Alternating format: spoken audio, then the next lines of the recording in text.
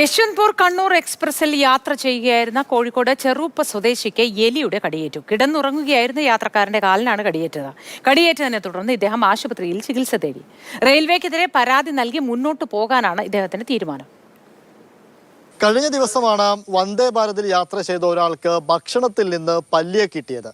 എന്നാൽ ഇപ്പോൾ യശ്വന്ത്പൂർ കണ്ണൂർ എക്സ്പ്രസിൽ യാത്ര ചെയ്ത ബർത്തിൽ കിടന്നുറങ്ങി യാത്ര ചെയ്ത ഒരാൾക്ക് എലിയുടെ കടിയേറ്റിരിക്കുകയാണ്. കോഴിക്കോട് ചെറുപ്പ സ്വദേശിയായിട്ടുള്ള KC ബാബുവിനാണ് ട്രെയിനിൽ വെച്ച് ഇങ്ങനെയൊരു അനുഭവം ഉണ്ടായത്. അദ്ദേഹത്തിൻ്റെ കാലിൽ എലി കടിച്ചതോടുകൂടി വലിയ രീതിയിൽ വേദന അനുഭവപ്പെട്ടു. പിന്നീട് അത് റെയിൽവേ അധികൃതരെയൊക്കെ അറിയിച്ചു, ചികിത്സ തേടുകയും ചെയ്തിട്ടുണ്ട്. ഇപ്പോൾ KC ബാബു തന്നെ മാതൃഭൂമി ന്യൂസിനൊപ്പം ചേരുകയാണ്. 8 മണിൻ്റെ യശ്വന്ത്പൂർ കണ്ണൂർ എക്സ്പ്രസ്സിന് യശ്വന്ത്പൂരിൽ നിന്ന് കയറിയതാണ്.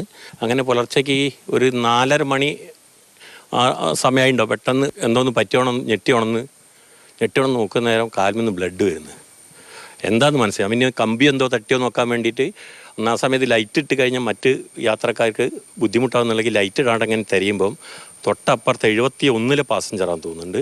എന്നെയും കടിച്ചു, നിങ്ങളെന്താ നോക്കണമെന്ന് ചോദിച്ചു.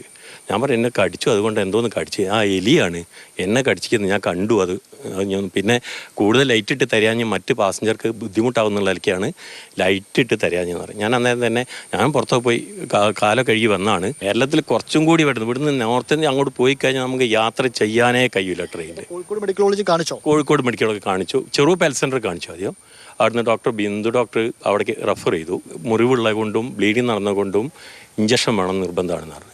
അങ്ങനെ അവിടെ പോയി മെഡിക്കൽ കോളേജിലൊക്കെ നല്ല രാവിലെ എല്ലാ സംവിധാനം ചെയ്തു. അവിടെ ശരിക്കും 2 മണിക്കൂറോളം എടുത്ത് റെസ്റ്റ് ചെയ്ത് ആദ്യം ഒരു അലർജി വന്നു അതിനുള്ള മറ്റു മരുന്ന് തന്നു, ഇഞ്ചക്ഷൻ തന്നു.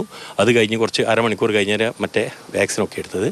ഏകദേശം എനിക്ക് ചുരുങ്ങിയ 9-10 ഇഞ്ചക്ഷൻ എടുത്തു കഴിഞ്ഞാൽ മുറിവിലൊക്കെ ജീവൻ പോണ വേദന ഇഞ്ചക്ഷൻ എടുത്തിട്ട്. അതാണ് നടപടി സ്വീകരിക്കാനാണ് ആലോചിക്കുന്നത്.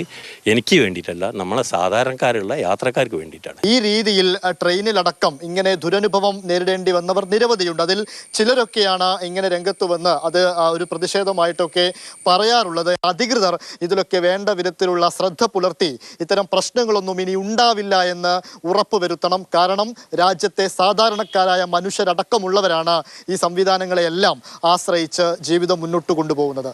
വിനോദ് മൊറാഴയ്ക്കൊപ്പം ഇംതിയാസ് കരീം, മാതൃഭൂമി ന്യൂസ്, കോഴിക്കോട്.